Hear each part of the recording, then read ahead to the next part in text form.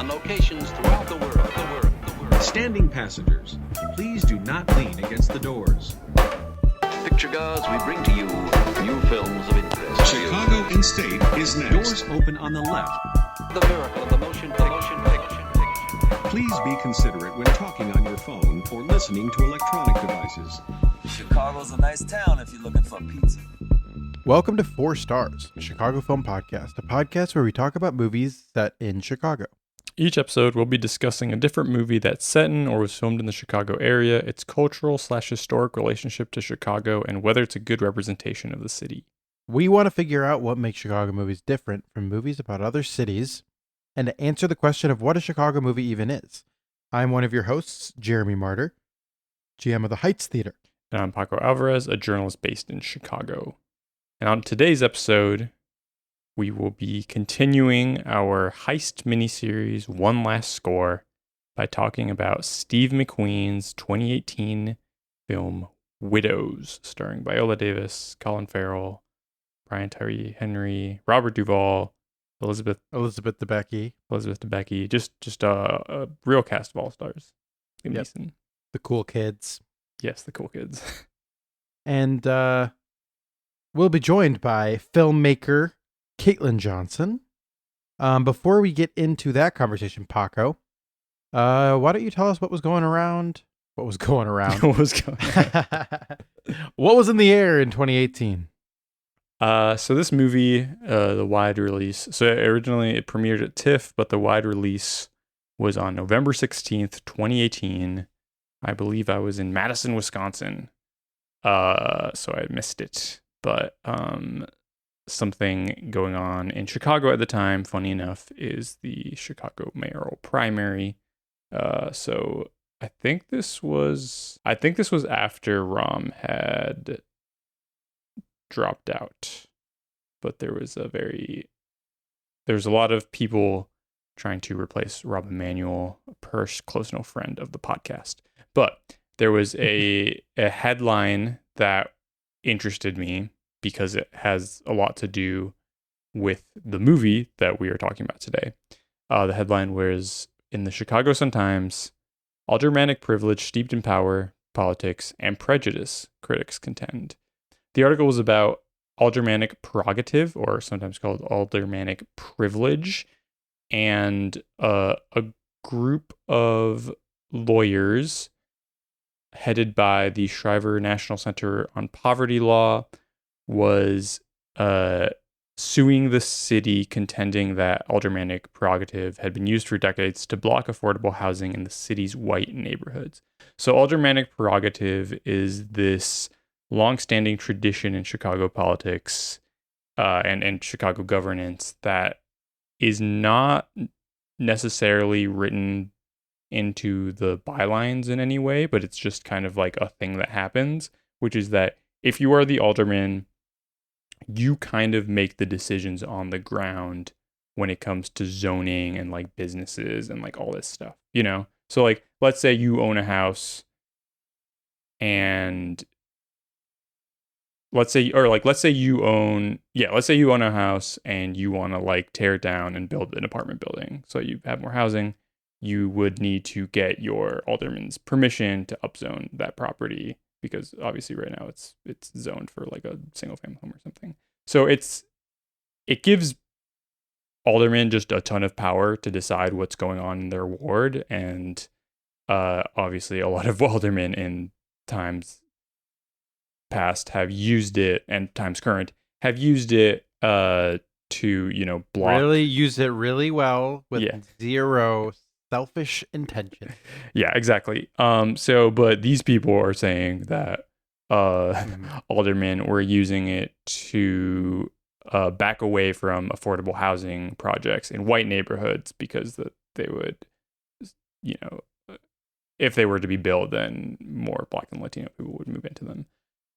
So that lawsuit actually, in 2023, the U.S. Department of Housing and Urban Development agreed with the lawsuit and found that giving Chicago city council members the final authority over housing developments and their wards fuels segregation in Chicago and violates the civil rights of Black and Latino residents by limiting the creation of affordable housing. So the lawsuit was successful. It seems like there's going to be some changes to aldermanic prerogative. And then, so that was in 2023 when the lawsuit was successful, or when HUD kind of like made the statement that like, yeah, actually it is racist that you're doing this. And then in 2025, I found an article titled Federal Investigation to Affordable Housing, Aldermanic Prerogative in Chicago Fizzles. And even though, previously HUD had sided with the group suing the city because of changes in the presidential administration, the lawsuit has kind of just like the changes that HUD was supposed to make in Chicago, and like there was kind of like settlement talks between the three entities, city council, the people suing, and HUD about like what changes to make. Those have kind of fizzled out. So I don't know what's going to happen next. It seems like the group suing are maybe going to just like try to negotiate directly with City Hall on trying to bring affordable units into majority white neighborhoods. But I don't think we are going to be seeing a change in aldermanic privilege anytime soon. That's interesting that you bring that up, because I do think the movie we're going to talk about today directly deals with that in dialogue. Like, Yeah. It is literally, this is what being an alderman can do for us. Yes. And it's specifically, Brian Tyree Henry's character talking about how it's benefited white aldermen for years, and how that they can basically use that same aldermanic privilege to get out of their situation, which is fascinating. Yeah, definitely. I think, and that's why I picked this article, because it really feels like, it relates a lot to the themes of the movie, and I think it was definitely something that Gillian Flynn and Steve McQueen were thinking about when they were making it. Yep. And now on to our conversation with filmmaker Caitlyn Johnson.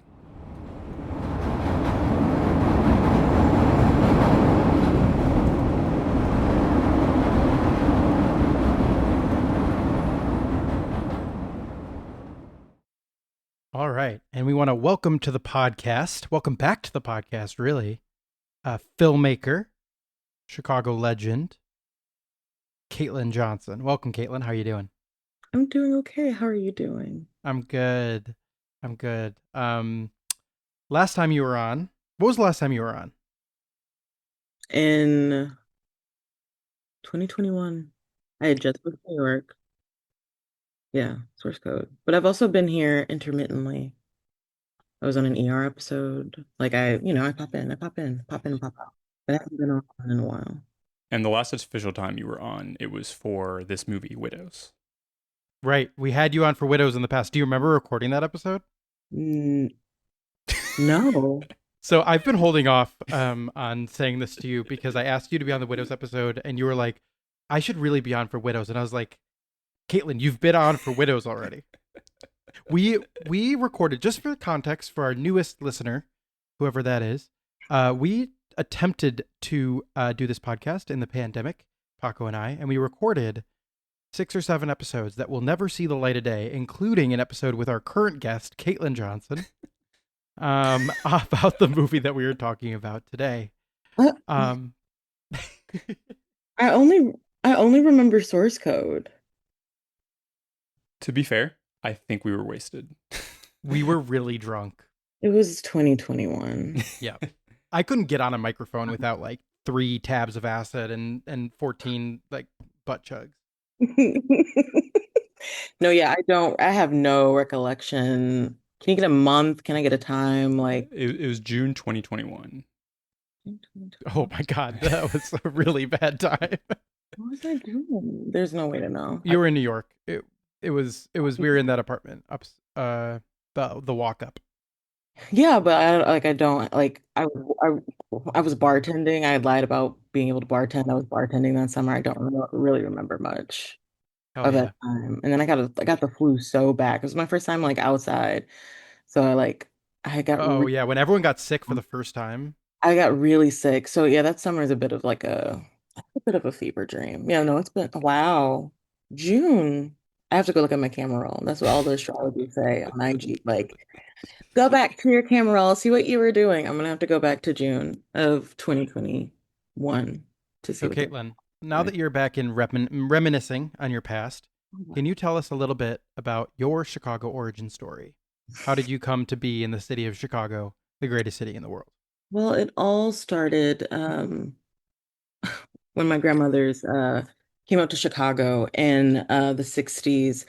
I'm absolutely kidding. I'm from Chicago. But yes, also Great Migration. I'm from Chicago, born and raised, Southside Chicago, rep in Inglewood, rep in East Beverly, whatever that is.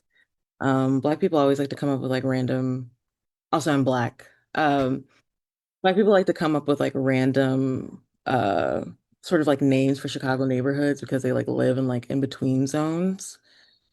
So like if you lived in like Chicago, like Washington, like nobody knows what that is, but you live south of Morgan Park, but like east of Beverly, it's north of Chatham. Like it's tough, but also like Bronzeville, East Bron. Like I don't live like we live in Fuller Park. That's where I live. That's where my family is like at, and like my dad is from the Robert Taylor Homes, so not a GD though. But yeah, no, from Chicago, love Chicago. I'm bi-coastal in that way too. I go back to Chicago all the time because it's home. And it's the only other real coast. Ooh, There's yeah. no third one. hmm Am I wrong that they refer to the neighborhood in this movie as Beverly? You know, that was something I was trying to figure out while watching it. And I'm still thinking about it because because they're talking about the Green Line. I would say it's more like Hyde Park, Bronzeville, like Jefferson Park. Well, not Jefferson Park, I'm so sorry. Jackson Park, what was formerly known as Jackson Park. That's now somebody's library and center. But like Well, in we'll that talk about him for sure. for sure, because this movie's actually about him. Yeah. Paco, I texted Jeremy while I was watching this. I said, this movie's about him. Obama. Yes. I said Steve McQueen is so tapped in. God, we'll Yeah. get to it. But I would say yeah, it's kind of like those three areas is what I sort of assumed they were. Can I make a claim that this is maybe the best like representation of the South Side of Chicago in a movie? Is there competition here? We talking, Love Jones. like Love Jones, that one scene in The Fugitive where he's running on the roofs? I would say I But love The Fugitive, like them being in the low end. Like I think that that's so cool. But I'm also I feel like there's one more that we're not really because everything is also always about like the West Side, which like right. Cuz I got. Cooley is about the North Side, right? No, Coulee High is also about the West Side. It's about the West Side. That's like Cabrini Green. Cabrini Green for Cooley High and also Candyman. So it's like those Barbershop. Oh, Barbershop. Oh my God, there we go. I'm going to say that this is a better movie than Barbershop. Mm, I need to rewatch Barbershop. I like Barbershop. I'm Yeah, just saying. I mean like duh, but But like this movie, Barbershop rules, but this movie is like about what the systems that created the South Side of Chicago and what metastasized in the political structures around the city, nepotism, just all these things. It's about like the things that we talk corruption. about, corruption. Um, and maybe there's another movie, and we'll get to it eventually. But so far from what we've covered, Paco, this is the South Side movie. Yeah, I guess. We just haven't covered that many movies on the South Side. Also, I think. That's true. I think most movies are set either in the Loop or on the North Side, and probably because most of the movies we've covered have been by and about white people. Mm-hmm. Yeah, that'll do it. But yeah, I do. We'll talk about it more. It's got an interesting relationship to Chicago because it's like I feel like there's so much that it gets right and then it also like there's stuff that it just kind of like flubs a little bit. Yeah, like we're I talking agree. about like where we think it takes place and like the ward that he's supposed to be that Colin Farrell is supposed to be representing is like the 18th ward, which is like completely different from wherever they're filming. Yeah. But I mean, I think it ends up being fine. I think I just like when it comes to that stuff, it's just like either like do the real thing or like make it more fake. Like it's almost like in a two in between zone. This movie is written by Gillian Flynn, who's based out of Chicago. Yes. And is one of the, I think, preeminent writers about the Midwest, right? Like this is her zone is this area of the world, and I think it is an underexplored area. And I think the fact that she decides that Steve McQueen decided to collaborate with her on this was a direct choice. I think what Steve McQueen brings is a unique understanding of city structures and racism built around London specifically, and the way and Gillian helps adapt that, right? So to Midwest sensibilities, you do have to fake some things for sure, but I think even in the faking it, it feels right, you know, where it doesn't feel like you're being given homework. It's a feeling, and we could talk about it more, but I just want to I just want to put that out there as like it could be a question, and it can be a question going forward. I hope we find a better movie that represents the South Side of Chicago, and I hope better movies are made in the future. Like we were saying, it's a low bar because not enough people have made films about Chicago's South Side. I'm curious about what your guys's initial connection with this movie is. Jeremy, do you remember how we saw this movie, like in 2018? Was this early and we saw it with Soul? Saw it with Soul, and we saw it with my sister Chelsea. With your sister, and your sister was there. We saw it at the AMC River East 21. And I was convinced that this was going to be a hit. I was like, Oscars, huge hit. We left like floating on a cloud. And it went on to just like no one hated this movie. I don't think. It just like it sort of came out and disappeared. Is this his direct follow-up to 12 Years a Slave? Yes. Yes. It is. Yeah, well, yeah, that's just tough. Because it's so different, I guess, for everyone. But like it's just so good. And like I tend to call myself a Steve McQueen scholar. Like he is just like so cool to me. And like I'm trying to remember how I even found Hunger, because I'm trying to think if I saw Hunger before or after I snuck in to see Shame as like a 15-year-old child at the Landmark Century Cinema. And why did you sneak into Shame again? Because I loved Michael Fassbender from First Class. Every girl who is like 14 coming of age. Yeah, no, X-Men First Class is like, yeah. So I was like, yeah, I need to go see this movie he's in because he's naked. Like, and also I was like, this looks good. I was like, oh, Mulligan's in it. Like, this is cool. And So Fish Tank too. Fish Tank was important to you. Fish Tank was huge. Like, yeah, no, I like me and Michael Fassbender, we go way back. We go way back. Controversially or not. Allegedly.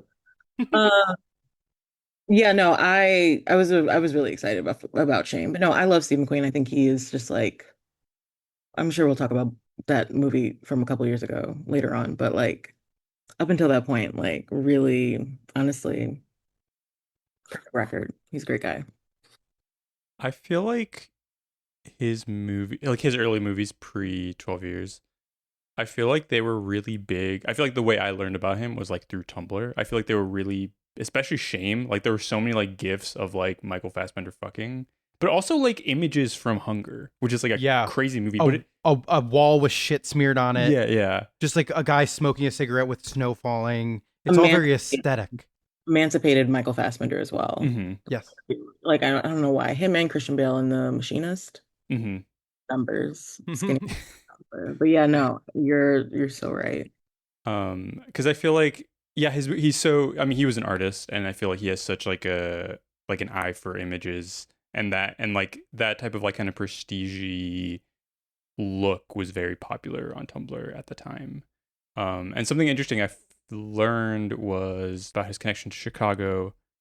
His first solo exhibition as an artist was at the Museum of Contemporary Art in Chicago in the 90s.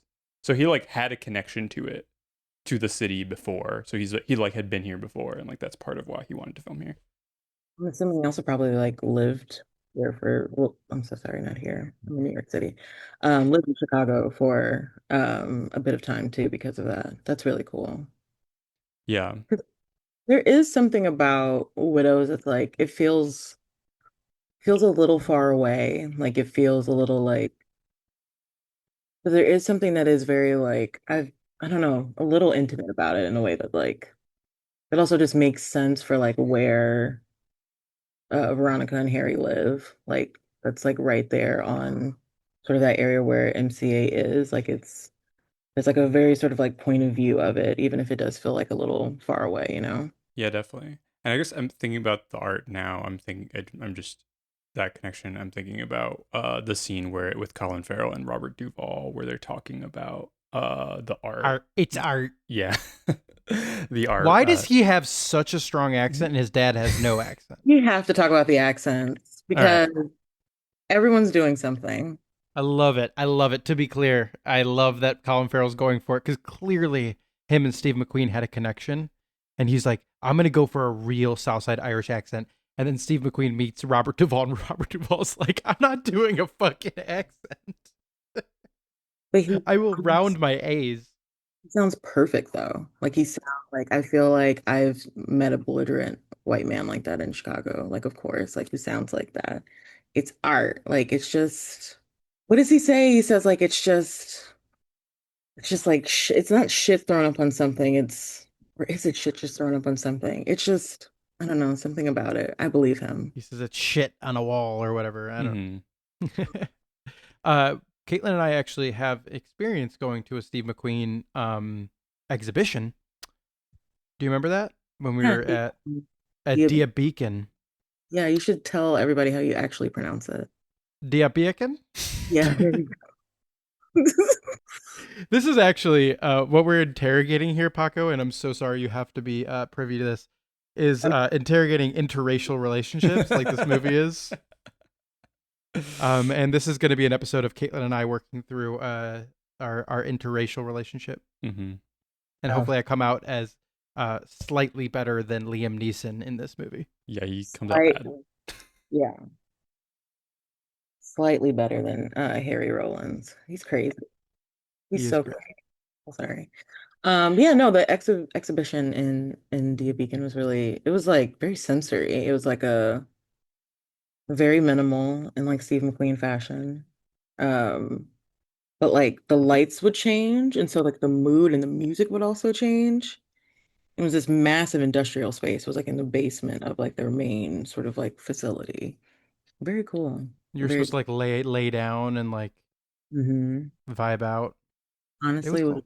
just missing like drugs was for me.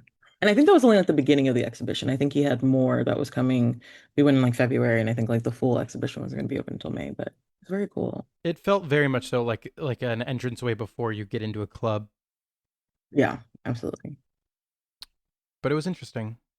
I don't remember if you did, Caitlin, but Jeremy and I'm pretty sure we watched the original Widows. So Widows is based off 2018. Widows is based off a British series from 1983 called Widows, which is about a group of women whose husbands were committing heists. The husbands die in a heist, and then the women are kind of like thrust into this world of crime and have to like they do their own heist to make a bunch of money. I don't. Did you watch it or Caitlin? As you were like sort of going through, I do remember seeing this, but as you were speaking, I was recalling, I'm having memories flood back to me from June of 2021, which I think is like watching it with Jeremy, watching that, like, what was it? It was like a BBC adaptation of it from like, I think the either the 90s or like the aughts. Oh, there's like an NBC adaptation in the 2000s. NBC, not BBC, my bad. Maybe they were No, just, there was both. There was both. oh. There was an American remake in the early 2000s. Yeah, that's what I'm talking. That's what I think. That's what Caitlin is talking about. Yeah, now I'm things are coming back to me. But yes, not recording that episode, but watching it is coming back to me. There's a 2000 series starring, I know Rosie Perez is in it. There's someone else in it. Have not seen that. I think you own the DVD, Jeremy. I do. I bought it off eBay for $3. I went back and looked at my purchase record. I couldn't tell you a single detail from it. All I know that it's a lot soapier, I remember, and but it's the same plot. Yeah, almost like very close to it. Even thinking about like those, I think like the opening shots of just like it being in sort of the facility that is like the remnants of that facility that they were killed in. I think it was actually ABC, not NBC. But the original Widows, the British one, I remember watching it back in 2021, and I was actually, the thing about the British is that I hate them, but they're pretty good at making television, like British television, like especially like miniseries from like that time period, like the 70s and 80s, is so good. And the original Widows series is very, very good. I didn't rewatch it again, but I did watch the first episode, and it was just like very solid, and like just like the like half the plot happens in the first episode, or like the first 40 minutes of this movie, like that happens in the first episode. And it's really solid stuff. It is funny. I feel like the show, the main character is Anne Mitchell, and she's like an old I feel like she's probably actually Viola Davis's age, but she just like looks way older, and she's like dressed like such like an old British lady. I think like I think there's like supposed to be some humor that comes out of that. But it's interesting that Steve McQueen watched that show when he was, when he was a kid growing up in the UK, and he really felt like he really related to the women on that show. And just like the way that like the whole point of the show is like, like you don't expect this from these women, like they're like being oppressed, and yet like they're fighting back. And he related to that as like being like Black and British. And that's sort of like, I think like since he was a kid, he had always wanted to like adapt it to like modern sensibilities. But the movie is about, I guess it's pretty much the same thing, starring Viola Davis as, what's her character's name? Veronica. Veronica, who her husband, played by Liam Neeson, and his group of thieves, including John Bernthal. The opening shots of this movie are incredible, of just like the juxtaposition between like Veronica and Harry or Making Henry? out. Yeah, making Henry. out Henry. It's Making out. Harry. It's Harry. I was wrong. Brian Tyree Henry, and then Harry Rollins. Harry Rawlings. Yeah. The juxtaposition of them making out in bed, and then like the guys like fucking up the heist, and like all these explosions happening. Cross-cutting. Just excellent filmmaking, and it's really disturbing. Right off the bat. Especially because you're getting a lot of like, who is Elizabeth Debicki's husband? It's John Bernthal. Oh, it's Bernthal. Bernthal being such a monster. Which he could do in his sleep, and that's like a role that he can, abusive boyfriend. So they die, and then Veronica learns that they had stolen money from Jamal Manning, played by Brian Tyree Henry, who is like a local crime boss who is running to be alderman of the 18th ward, which is currently being run by like a super old guy, and his son is running to replace him. Yeah. The old guy being Robert Duvall, yeah. And the younger one being Colin Farrell. Yes. What is their name? Mulligan. Jack Mulligan is Colin Farrell. Tom is Robert Duvall, and Jamal Manning kind of pressures Veronica into getting his money back. She realizes that she has all like Harry Rollins had a little notebook filled with all his crimes, and so she could commit her own heist to get the money back. And then while this is happening, there's like the aldermanic race, and kind of like these issues of that felt very true to life, which was that Jack Mulligan, he's running for his dad's seat, but his ward had been redrawn so that there were much more Black people in his district, or in his ward. So like he was feeling the pressure from Jamal. Something I really like about this movie is that Brian Tyree Henry, like, I like that there's no like good people running in politics. Yeah. Like there's like it's all like the lesser evil. No. I think like the only I don't want to say Viola Davis is like the only one who is a good person. I'm like because she's She like smacks the fuck out of Elizabeth Debicki in that scene. and then she lets her smack her back and then they're good. That's They're like good. They figured it out right there. oh, and that's someone who knows she was in the CPS system as a teacher. And that like she's probably the lesser evil because she's in the teachers union.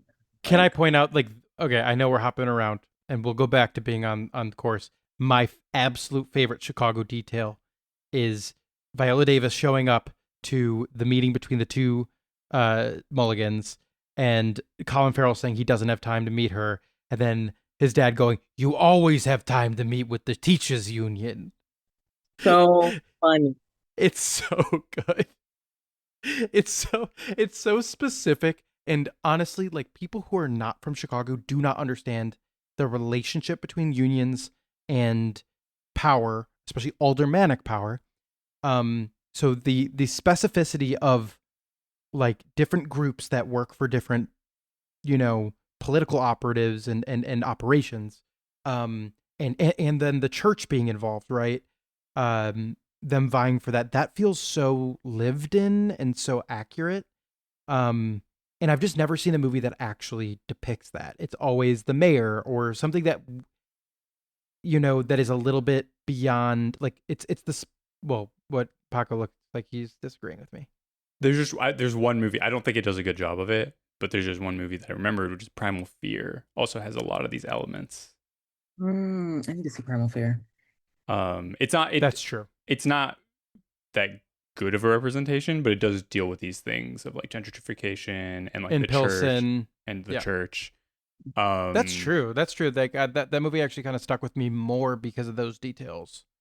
Well, it's so interesting too, like not doing the mayor as well. Mhm. Like the mayor seems so big, like knowing that Chicago is so like yeah, we have like troubled aldermans. We have like aldermen who like I don't want to say anybody's names, for legal reasons, but like I thought of one in Schmed Schmirk. yeah, French work. And like I don't know, like the lineage of it, like the sort of like family part of it, Mhm. the nepotism part of it made me think of the Madigans, the Schmadigans.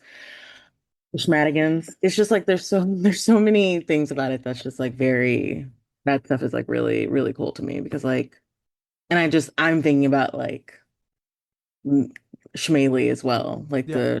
yeah, like I'm thinking about them because that's what But Tom you and Jack. can represent the Schmaleys without actually making a movie about them. You know what I mean? It's like you can talk about the type of systems of power that take place in Chicago without doing a direct adaptation of their life, and that's way more interesting to me than actually. I prefer any political movie to be not directly about the people themselves, because you end up doing hagiographies or you turn people into villains in a way that is not true to life.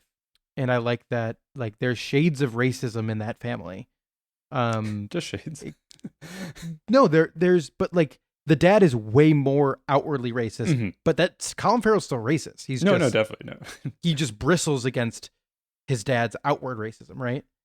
How could his And how could Tom be racist if he started MWOW? that's MWOW. true. What is it? Minority woman in work?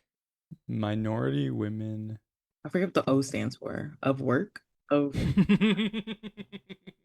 I'm looking at my notes from 2021, and most of them is just me like listing the actor and with exclamation points. It was kind of me this time, honestly. Me with the cool kids being like, cool kids. Exclamation Yeah. point. That scene is unbelievable.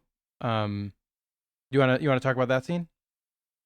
Are we at that point yet with the cool kids where Manning finds, I think the first thing we should talk about before we talk about the cool kids, I'm sorry, I'm gonna take one more step back, is that Jamal Manning shows up at Viola Davis's house and threatens her, right? Mhm. That Henry Rollins stole millions of dollars from him, um, and that she has to basically get that money back by the end of the month. And so that sort of sets things on a path. And what is Jamal's brother's name? Chatem. His name's Jatem? Yeah, because there's that really funny scene when Colin Farrell goes to visit Manning's office in the church, and then he's like, Daniel Kaluuya like introduces himself as Jatem, and then Colin Farrell says, "Love you too." That's good. Oh, I didn't pick up on that at all. there. Wow, that's very I've funny. seen this movie multiple times. That's awesome. But he is played by Daniel Kaluuya, and he's actually maybe the scariest character in the movie.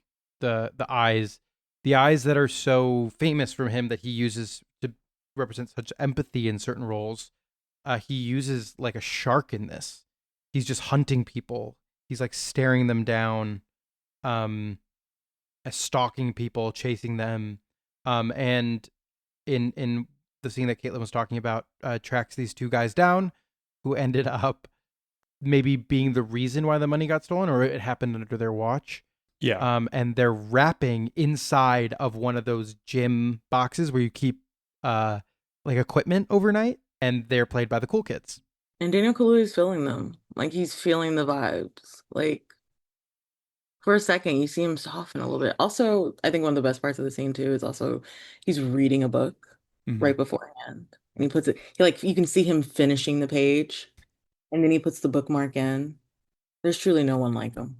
He's so good. And then I really love how he's always listening to like these like radical revolutionary like black nationalist like speeches while he's like doing all this like fucked up shit. Like like he's just like taking the exact wrong point of everything, just like a very like anti-solidaristic stance. But like I don't know, it's like it feels a lot like when politicians will, use, co-opt this revolutionary language for like neoliberalism or like MWOW or whatever. And like it's showing like, oh, like you could also do that as like if you're just like a more like straightforward criminal instead of just like a political criminal. It's justifying his behavior Yeah.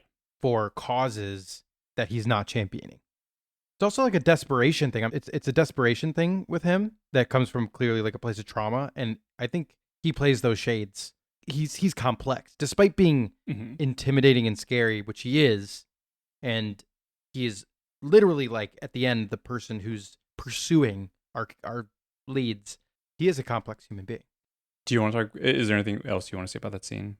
The camera moving around them. Oh yeah, I remember actually, yes, I did. I had a little thing I want to talk about that scene, which is that during my time in a film school, which also will not name for legal reasons, Shmen my shmoo. So in one of my cinematography classes that I had during my third year, I actually had no business taking that class at that point. But we had to bring in a scene from a movie, and it was like 10 o'clock in the morning, and I brought that scene in and showed the world that like isn't Steve McQueen the best, guys? And my teacher, who also should not be named, but was such a sweet man. And honestly, I won't name him, but he is the cinematographer of Blue Velvet and The Ice Storm. He loved that I brought that scene in. Well, everybody was bringing in their fucking what's that movie with it's a Van Gogh movie, but it's with oh my God, what's that man's name? Willem Dafoe. People were bringing that in. And Yeah, bringing clips in from that, and I was like, this is That movie sucks. at the Trinity's Gate. yeah, I was just like, this is kind of whack. Do you guys want to see some cool shit? Like, do you guys want to see this camera rotating around? And it's like, it's just so cool and like mesmerizing to me. I love that scene. I don't want to say that it directly influenced you, Caitlin, but it reminds me a lot of Seeds episode 1 when the camera's moving around in the circle. I mean, it's the opposite where the characters are not at the center, they're on the periphery, but that rotation and that movement where you're getting different reactions, I could see it influencing your work. I can see influencing Steve McQueen because I did that before him. So Wait, when did yeah, Seeds shoot? I shot that. We shot that in 2017, Diva. So I if don't anything, know when I am.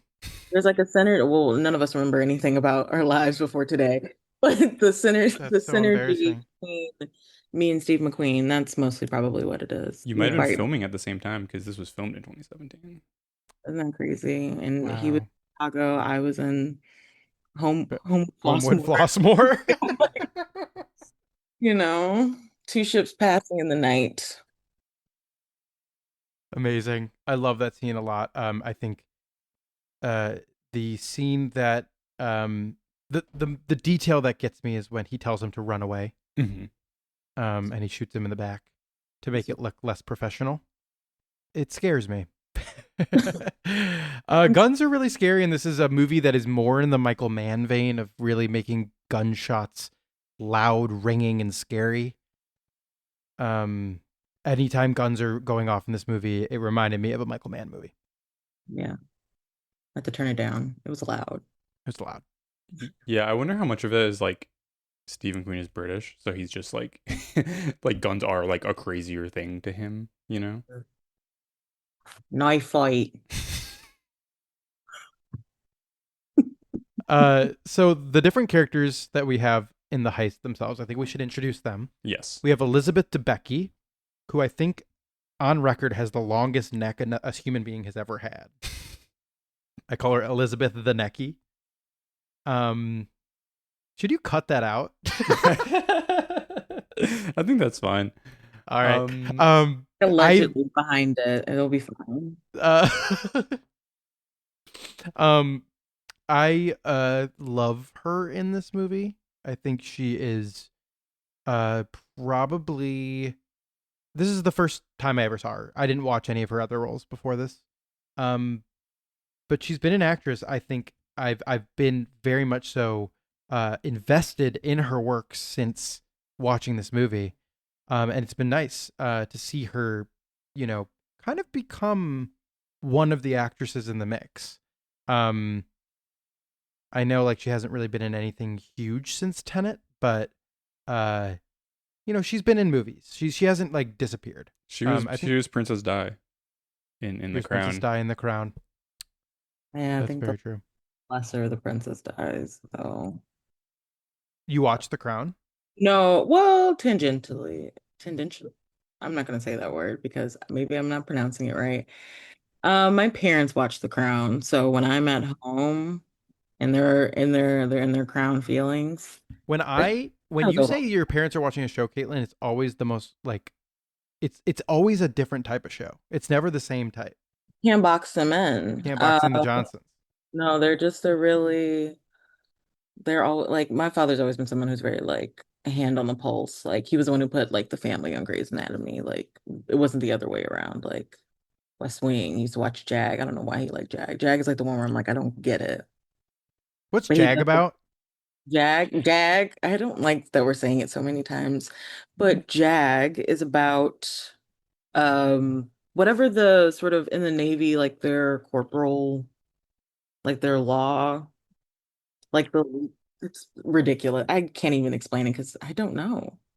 I didn't even know that's what it was about. I thought it was about like cops, but no, yeah, it's about Judge Advocate General, the U.S. It's military law. Yeah. Yeah, interesting. I said that Elizabeth Debicki's been in movies. She's been in exactly 7 movies since this movie came out in 2018. He said she's been in the movies. That's a fact. She's been in movies. And one of them was like a reprising a role from Guardians of the Galaxy Volume 2 for one scene. She was the director in Maxine. Do you remember that? Oh yeah. Not her best role, but also not her fault. Bad Not movie. her fault. She again has the longest neck in existence. Alleged. She set a record, but she's going to be in David Fincher's upcoming film, The Adventures of Cliff Booth.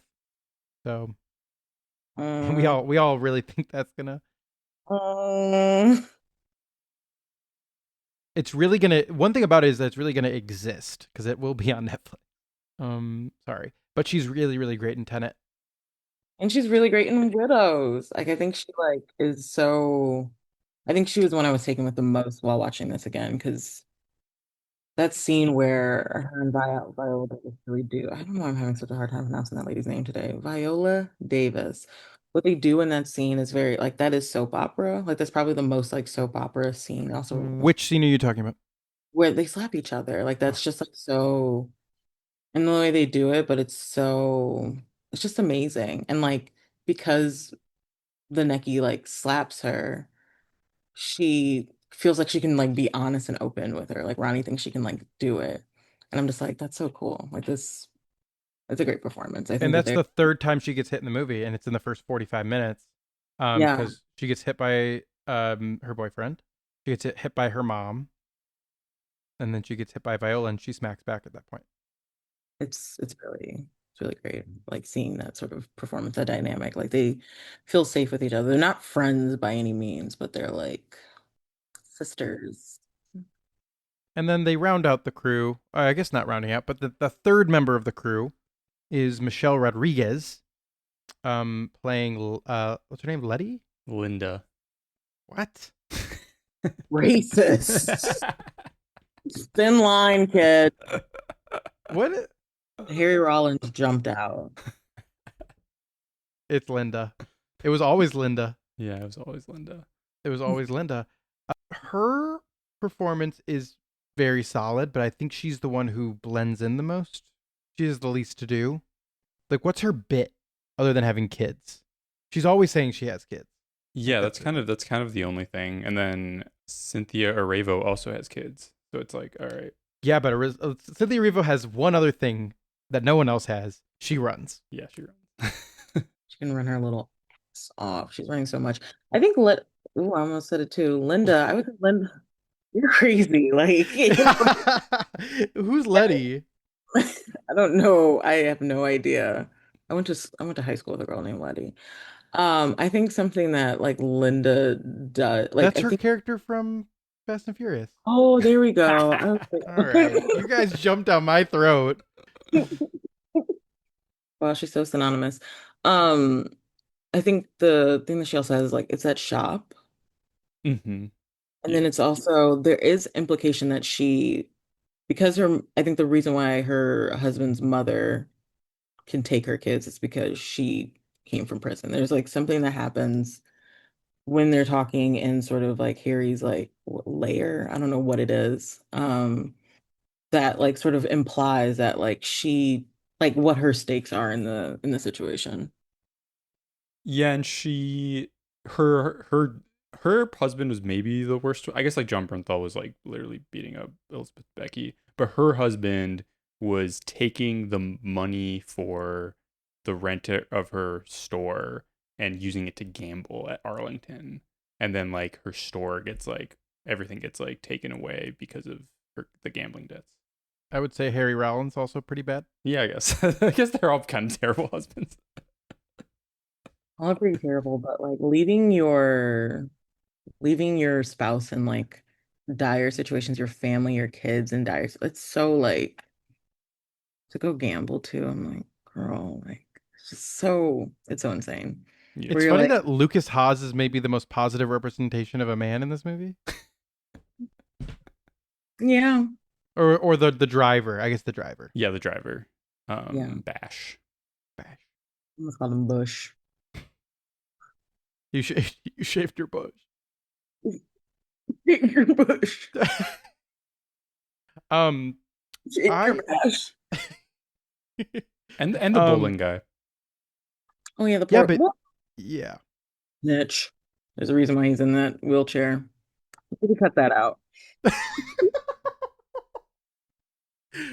Keep it But in. he is a That snitch. scene's really crazy when in That the is- bowling alley. That's actually when Dan Cooley actually scares me. I'm distracted by the cool kids rapping. So that when it happens, I'm like, ah. But like him shanking that man, He on that stabs him so many times. crazy. I don't want to get stabbed. I would rather get shot. And Okay. like the fact that like he knows that the guy is like paralyzed from the waist down, so he's like not feeling it, but it's like fucking him up. It's so crazy. Man, this movie's really fucked up. Yeah. Yeah. So the widows are brought together by Viola Davis in my favorite scene in the movie, which is the scene in the sauna. Is that from the original show? I think it is. Yeah. It is. I think that what Steve McQueen just knows how to block a scene, and having Viola Davis smoke out one of the women by making the sauna so hot that she leaves is just like some really like much needed levity. But also just like some really good character moments with each of them. And again, it just is Viola Davis's movie. I don't think we've talked enough about her. I think she's quite possibly the best living actor. Um, I think just in terms of like the amount of performances, at what she brings to a role, the amount of, like she's like almost underrated while being one of the most like most renowned actresses. Um, but when did you guys first clock Viola Davis? Like when did you first see and recognize Viola Davis? Because she's been in things for a very long time. I think personally, it was probably Doubt when I saw her and understood that that's who that was. But then, now that I've become a more, I've seen more movies. She was in Solaris, um, the Steven Soderbergh version of Solaris, from 2002. So that's when my relationship goes back with her. But do you guys have different answers for like when you first recognized Viola Davis? I'm gonna say Night and Day, probably. I mean, I definitely saw her in Antoine Fisher as a child, but had no idea that that was. Exactly.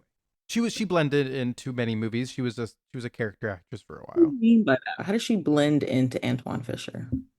I haven't seen Antoine Fisher. I was saying like for plenty of TV roles and many, many different, character actress like performances before she blew up. Yeah, I'm just trying to catch you. I'm sorry. I No, yeah, I would probably, I'm sorry. Night and Day went triple platinum in my household. So yeah, definitely. It's like that. And then I think like immediately into The Help. And then realizing like, oh, she's like her and Octavia Spencer kind of like occupied movies of Hollywood in the same way, which is just that they were like the black friend in a lot of movies. So I feel like then it's like, oh, like I've seen this woman before. And yes, maybe I remember her scene of Doubt. I've never seen Doubt before, but I remember her scene of Doubt from the Oscars because From the Mhm. clip. Yeah. yeah, exactly. Yeah, I feel like what this is separate. Was Night and Day, Jeremy, was Night and Day the one where someone peed on you right beforehand? I got peed on my way to go see Night and Day. Yes. Or is that This Means War? No, that was Night and Day. Because I saw This Means War at the ArcLight, and I saw Night and Day at the Davis Theater, and I was running and I was on Berteau turning right onto Lincoln, and there was a gentleman who was peeing up against a wall, and I ran by him and startled him, and he turned around and peed on my shoe. So I spent the first 20 minutes of Night and Day cleaning myself off. So maybe your assessment of that movie is like unfair because of the moments leading into that movie. I think maybe you should give it another shot. And also think about programming at your movie theater, the Heights Theater in Minneapolis, specifically Columbia Heights. Play it Night and Um, Day? no, I can I finish? Okay, Thank sorry. you. I was gonna say it'd be really cool if it was like night and day, double programmed with This Means War. It would be really good because then it's like CIA. It's like fun Fun CIA. CIA. It's fun CIA. Okay. Yeah. All right. I'm listening and I'm learning. Yeah, think about it. Just Uh, pitch it. Pitch it to the team. oh, guys, she had such a run. Yeah. She had such a run. I I feel- mean, yeah. before she was famous. Sorry, go ahead. I was just gonna say, I feel like probably like when I first started like noticing her, I mean like, yeah, probably like around Doubt and The Help was when I started noticing her and like as a famous person, but like in terms of like when I started liking her as an actress was probably like Prisoners, that era. But then you go back and it's like, oh yeah, like I probably really liked her in Disturbia when I watched Disturbia, like stuff like She played that. cops for a really long time. Yes. CIA agents, cops, doctors. I don't know what it is about a black woman as a cop and like a CIA operative. It's like that's the DEI before the DEI to me. It's It's like, just it's I guess I'm realizing now, what I appreciate both about one of the things I appreciate about this movie is how, like, the role that it gives Viola Davis. And, like, that's part of what what attracted her to the role. She has this quote where she says, I would say 99.9% of the roles I get offered are moms that have no vaginas. So it's like she's like really like she's aware that like she's treated as more or less like an icon, not really like as like a human being. And I feel like another person in this movie who is kind of treated like that is Brian Tyree Henry, who like so often is just given like, oh yeah, you're like the cop or you are like the criminal. Like those are like there's been so many times where I go watch a movie because I'm excited to see him in it, and then it turns out that he's just like the cop and he's in like the first like 20 minutes and then he dies or something. And I feel like there's both of them are given much more complicated characters in this movie. Yeah, I would say for Viola Davis is like, I don't think I've ever seen her, not like, not saying that like she's not, I don't know, there's just something about her in this movie in particular that just like, I don't know, I think I could watch her for hours, just like being this person. Um, and it's just so, it's like, it's also like, because it's like this action movie as well. It's just like, it's just so fun to like see her be in like a proper thriller, and to just like also the way that like Steve McQueen treats movies. It's like there's something obviously like we talked about it already. It's like it's something so beautiful, so elegant about it. So like putting her into that and putting her into an apartment that kind of looks like Fassbender's from Shame, where it's just like it's just so elegant and pretty, and you can see the lake. It's just like she just looks like she's having so much fun. As much fun as one could be having when, your husband is doing what your husband is doing and did. Terrible. He's carrying. He's messing with Carrie Coon. He's messing around. It's awful. I think Carrie Coon is one of those Chicago actresses where it's like Steve McQueen understands that you need both movie stars and theater actors. There's You need several someone. Yeah. there's several Steppenwolf actors like Yeah. running around in this movie, which I think is just so great because like that's also just like what you're supposed to do is like, yeah, you bring in your stars, but you're also casting local actors because first of all, they're available. They bring like a sensibility and like they can just do like they're just day players, like they can just do that. Um, and so That's I what just the think, whole 90s was just like you get yeah, two stars and the rest are just filled with people with faces from, just, different Chicago theater troupes. and they're all doing their own Chicago accent. It's just so good, you It's so know? good. I sort of feel like Viola Davis's career the past few years has taken a Liam Neeson-esque turn in a way. Because it's like, I feel like all her movies lately have been kind of like, she's the CIA agent you don't want to fuck with. Like that kind of stuff. And like the good version is The Woman King, Mm-hmm. where she's kicking ass. I've never seen any of the movies she plays Amanda Waller in. I've only seen the YouTube compilation of the Suicide Squad. Or just Suicide Squad, the first one. Mm-hmm. But Um didn't they release it, but then it was the same name as well. Yeah, the yeah, Suicide Squad. really bad idea. What? James Gunn kind of seems like an idiot. Whoa. Is I that don't know. rude? Yeah, I mean, he wrote Scooby-Doo. It's true. Kind of a genius. Kind of a genius. What's the yeah, but that was more the writing style of Andre 3000, Mhm. that was more. That was the genius there. Sarah Michelle Gellar, I think she wrote it, right? Yeah, Is that with true? with Linda Cardellini, actually. um but I would agree with you. I think Viola, I said she's one of the greatest living actresses, but you couldn't tell from looking at her filmography. You know what I mean? No. I really liked her in Ma Rainey's Black Bottom, and I think there's other performances in which she's very good, but I don't think Doubt is very good. I don't think The Help is very good. Her movies that she is known for, the movies are so much worse than her performance. Mm-hmm. I think she's excellent in Fences, but yeah, that's like a very straight down the middle adaptation of that play. She's good in Black Hat. Oh, so good at Black Hat. That's the Chicago connection. to Michael Mann. What has she been in since My Rainey's? Woman King. Woman King, Yeah, okay. Black Adam. Yeah, Amanda Waller again. She was playing this one role in the DC universe. Yeah, I guess like she's their kind of version of Samuel Jackson, you know? Like Yeah. the kind of like important one sort of in the background. Yeah.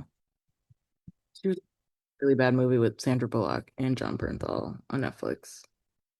I forget what it was called, but I watched it because I just don't. Bernthal. Yeah, well, I can't. I've already said my piece about Michael Fassbender. I can't talk about another one.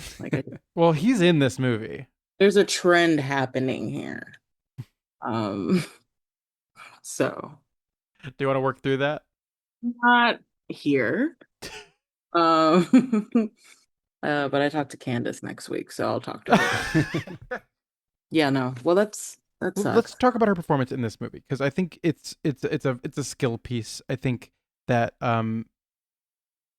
it's easy to make the periphery characters pop a little bit more, Mhm. have a little bit more charisma. I think there's some scenes in this movie where she's doing the Viola Davis thing, which is just crying and being the most compelling crier on the planet. Mhm. When she just lets that wail go. I was trying to figure out if I was going to make a joke About the whale. about the whale. I was going to say she let Brendan Fraser go. But anyway, I really do think that like the scenes that she does so well are the sort of control, Mhm. needing control, but also not being like super skilled. It's not late period Neeson stuff. It's like Yeah. she can't drive herself. That wouldn't be like she gets this guy to drive her around to be more inconspicuous. You know what I mean? It's like there's things about it that like she's not becoming a badass. It's not like that Rami Malek movie where he all of a sudden becomes a badass. He's like a nerd and then his wife gets killed and then he's like starts killing people. You know what I'm Mhm. talking about? Yeah, yeah. I have It's- no idea. It's not one of those situations.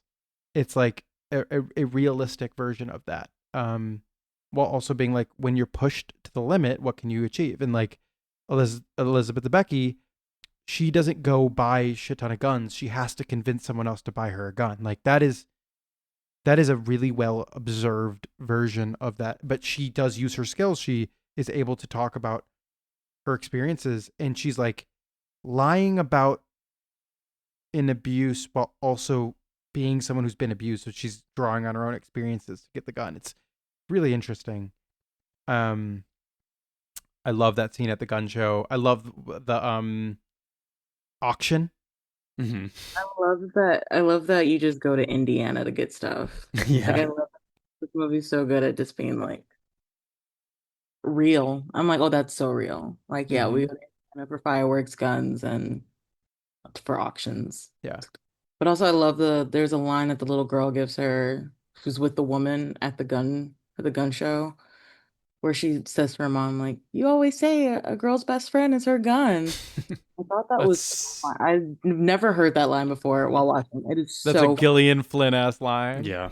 so funny. And in that moment, I was like, she's so right. Like, she's so right. Shout out to the Second Amendment for women, though, not for boys.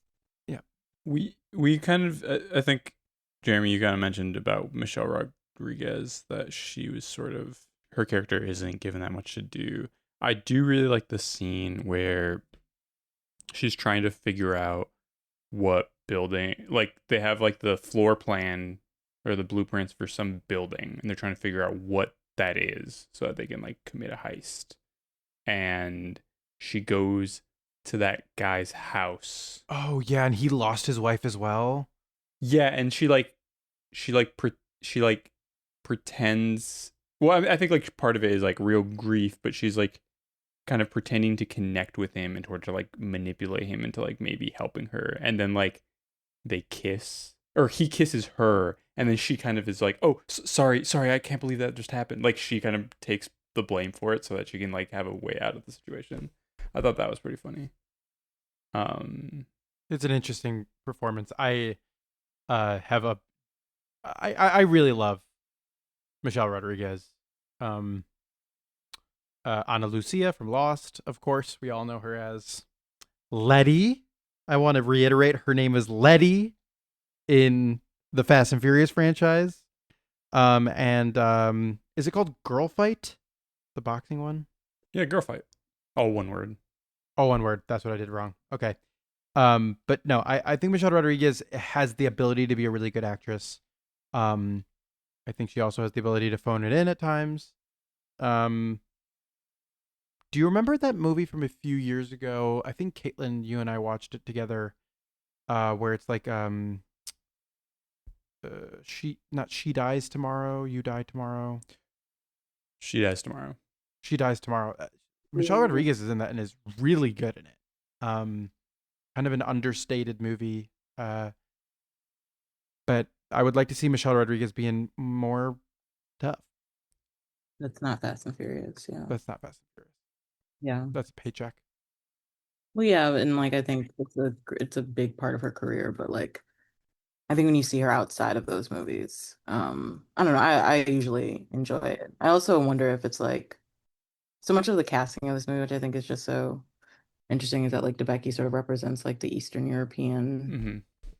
part of Chicago, and like Michelle Rodriguez is like the stand-in for every Latino in Chicago. And then there's whatever the hell Veronica and Harry have going on, which I guess is just it's also it's very Brooklyn of them, but it's very Chicago. We love we love a little loving versus Virginia, but yeah, no, I just it's very interesting how they sort of how they represent those different And groups. Cynthia as well, working in the shop. Yeah, The hair, so the hair. So I do think like wow, without it feels like that, Caitlin, without it feeling like like overly representative of an area. Like they feel like specific characters. yeah, exactly. Yeah, this was Cynthia's first film role, and she pops so much. She's not singing. Yeah. Usually, I feel like everybody gets in a movie and like, so we need to sing a song. What's that movie? Maybe it's the same year or the year after, that one with the The hotel. cult. Yeah, Bad what's that called? times. Bad At times the El at the Royale. yeah. She's so good in that. Yeah, but like again, Yeah, she's same. singing. It's just like I like But that she's Stephen Queen was just like, I just need you to run. Like, I just need you to run your ass off. And I think that's a much better use of her lungs than like her hollering. Um, which I'm from like a hooting and hollering family, but like sometimes I don't need to hear her hooting and hollering all the time. my sister is a big fan of her Broadway career. Because she's an excellent Broadway star. But I agree she has more of a dynamic, role in this where she's able to be grounded as a human being. Um, um, Which is interesting too, because she's not like directly impacted by the mulligan by any of this really, but like her sort of like way into this world is like through her friend, the owner of that shop having, well, not the owner of that shop, but like the person who runs that shop, her being connected to And and wow. wow. And wow. Which we still haven't figured out what the O stands for. I've been we did. It's of Minority women. on workforce. It might be something like that. Because I think the Owned? W Owned. is Woman owned work. well, there we go, women owned workforce. Yeah. Minority woman owned workforce. Yeah. Which is so Yeah. funny because they The cinematographer of this movie is Sean Bobbitt, right? Sean Bobbitt. oh wow. He was like Steve McQueen's guy, and this was their last collaboration. But he was a cinematographer for 28 Years Later, The Bone Temple, and Hedda, and The Yeah. Marvels, Hedda. and Hedda The I Yeah. just Marvels. watched. The last three movies he's done is Nia DaCosta movies. That's crazy. He also shot a movie we will talk at some point that I don't think is very good, Judas and the Black Messiah, And let's Don't talk think- about that. Why is that, Jeremy? because they shot it in not Chicago. Cleveland, Ohio. That's the least of our worries. How about that movie? Allegedly. One thing, Allegedly. he also did Millionaire's movie, Queen of Catway. I'm just Oh looking at yeah. All right, look at what he looks like. It's actually really funny that he's working like with all these like really storied black and like Indian directors. And then He's just a guy from Texas. He's British. Yeah, but he was No. born in Corpus Christi. He was born in Texas. Wait, That's what? crazy. Oh Yeah. yeah, what the hell? I love him. He's like, I'm championing Black stories. Love that. Good for him. And he honestly, like, it's a lighting thing because, black skin for so many years was misrepresented. And I think if Black directors find a cinematographer who, does that correctly, I think it's someone that you hold on to. Yeah, I mean, Judas and the Black Messiah, do what you will. Does look good. Yeah. And so does Hedda. How did you feel about Hedda? I'm sorry, I know that's not really I fucking loved Hedda. good. I was so certain. I mean, I've been in and out on Nia DaCosta's films. I'm supportive of what she's going for, but I haven't really connected with any of them. I think as big fans of the original Candyman, I think we were all three of us here were very mixed on Actually, I never saw it actually. her Candyman. But so I should not speak for you two. But I do think that for me, I was like in and out, or I liked things about Bone Temple, but I'm such a fan of 28 Years Later. Never watched the Marvels, and I was just sort of like, I love Hedda Gabler the play. I don't really think I need to watch this, and I watched it on the plane. I was in love with it. I truly maybe I need to just start watching movies on planes because I've watched The Materialists and Hedda on a plane recently, and I've been like locked in. That's so fairy. Isn't it that you're just like more susceptible to everything in this guy? I don't know. Yeah, emotionally. Like Hedda's good, but I don't understand the materialist bit. I keep watching like the most like CGI laden movies on planes, and I think that's actually like a bad thing to do because you can't see anything. I do wonder if like kind of because I watched Smashing Machine on a plane, and there was just no way I would have liked it, and then I actually quite liked it in a plane. It was on my plane back from Japan, so I hadn't watched a movie in 2 weeks, so I think I was also like, wow, like you can really do things with this medium. But then right after I watched the third Venom movie, and it was just so garbage. Really put yourself through the spectrum there. He's kind of he's not a machine. I was gonna say Venom's kind of a smashing machine. But I will say, That's the Hulk. yeah, true. I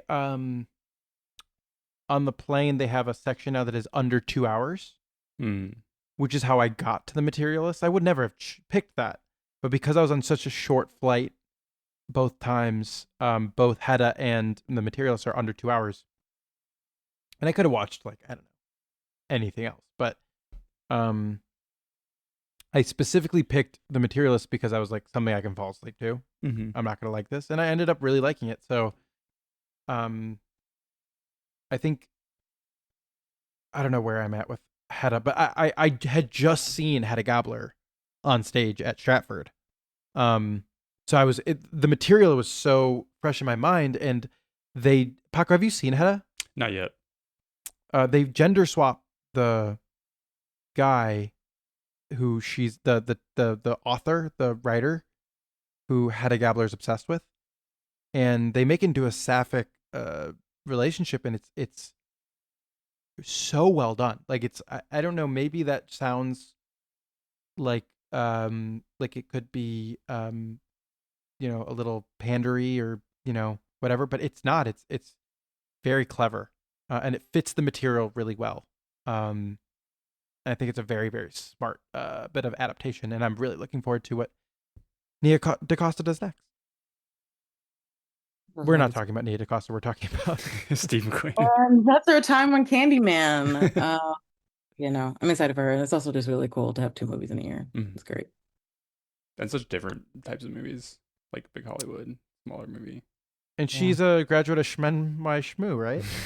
Yeah, but undergrad. Interesting. Not to say that there's a difference, but Anyway, back to Widows. I guess there's 2 really important things to talk about before we get to the heist, which is, this is a heist series, so we should definitely talk about that at least a little bit. But I guess the first thing, there's like the famous scene. Everyone asked Steve McQueen about this in interviews. In every interview, he talked about it. But there's like the famous scene after the MWOW conference where Colin Farrell is talking about his father's program, MWOW, Minority Women-Owned Workplaces and Workforce. And he gets into the car, and the scene is entirely, it's a shot mounted on top of the car as he's like driving through his ward, and it goes from like a really underdeveloped area to like a really fancy mansion. That's all like, I think, like the Kenwood Hyde Park area, which is like, I think why you can make that. I think technically where his ward would be, I think it wouldn't be like that stark. I think it would take longer to get like to a fancy area, but I think that's like such an affecting scene. The empty lots of like the MWOW thing was like that looks like Bronzeville, and also because we have so many empty lots, which is like really good use of just like what that is. And like as soon as you cross Drexel or you cross Martin Luther King, it's like now you're in a much different part of the city, even though it's just literally a block away from each other. It's very fascinating, and also save a lot representation. I love that in this movie. I'm just like, that's the hood. Save a lot. Caitlin and I, one of our favorite things to do sometimes is to go look at those old homes in Hyde Park. Those big homes that none of us, no one our age will ever be able to afford. Because they're beautiful homes. All the ivy, all the brick, that red brick, and it's fascinating just that like the access point, who gets to own those, and what the film is saying in that moment. It's also the first time that I've really locked in on the conversation being had. Because I've always just been so wowed by the cinematography there. MWOW. And I've been wowed by that, and I think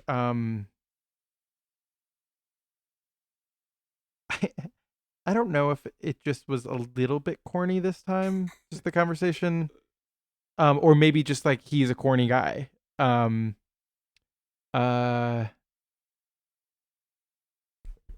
It was the whole bit about yeah, it's a little, but again, I don't think it's the point. yeah. And also, like, I feel like Stephen Queen just like always has to give you like a stunner. Mhm. Like he just has to he's got to leave you with something, which is like hunger. It's that long take. Shame is just balls Something in. else that's long. Ew. And Small Axe. I mean, we haven't talked about Small Axe yet. I think Lovers Rock has yeah, so many. so many moments. He's just like good at crafting those moments that like sometimes, yeah, you're distracted for like 8 years until you like really like listen to the conversation. Like, what? I was a What? little bit too focused on it. It just felt the most ADR thing. It was so like they weren't recording it in that car. I know, and I kind of love that. Yeah, I that's fine. love a little movie magic. It's a gorgeous scene. I love it very much. So it is then revealed soon after that shot that because Viola Davis goes to meet with Carrie Coon. Why? She's asking her at this point, Bash is like, Oh yeah, he got bashed. where did he get that? So Harry got him that ring from the 85 Super Bowl, Yeah. Yeah, that's so funny. He must have heisted it or something. which also I'm Oh, like, good point. a good point. And also I have a question because this is something that I was thinking about the entire time because it's like, okay, first of all, how did he meet Ronnie? But also like what was his like legitimate job in Chicago? Like was he a pipe fitter? Like what was he? Like Yeah. how did he know these people and how did they trusted him? Like all these corrupt people trusted him. And I'm like, well, you had to have had like an official gig in the city. That was something I kept thinking about because I'm like, how did you meet this lady in probably a really casual setting? Yeah, he was just like a bank robber, I guess. I don't know. Just like he's just like, I know a guy and he's the guy. Yeah. There's actually a really funny in some article talking, Gillian Flynn is talking about how it took a really long time for Steve McQueen to wrap his head around the idea of I know a guy. Like he just like like they were talking to some like I think they were like talking to potentially like someone criminal about stuff, and like the guy kept saying I know a guy, and Steve McQueen's like what? Like what do you mean? And then no guy. What are you talking about?